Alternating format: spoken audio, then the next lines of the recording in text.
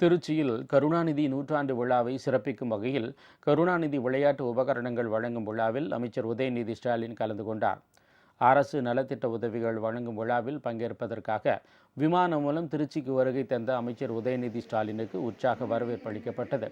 பின்னர் திருச்சி கலையரங்கில் நடைபெற்ற அரசு நலத்திட்ட உதவிகள் வழங்கும் விழாவில் கருணாநிதி விளையாட்டு உபகரணங்கள் வழங்கி நான் முதல்வன் திட்டத்தின் கீழ் தேர்வு பெற்றவர்களுக்கு பணி நியமன ஆணைகளை வழங்கினார்.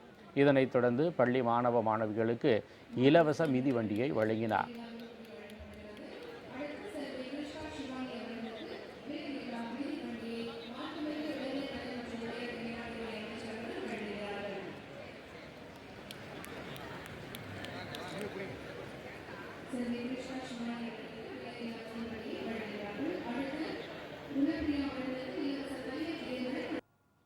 திருச்சி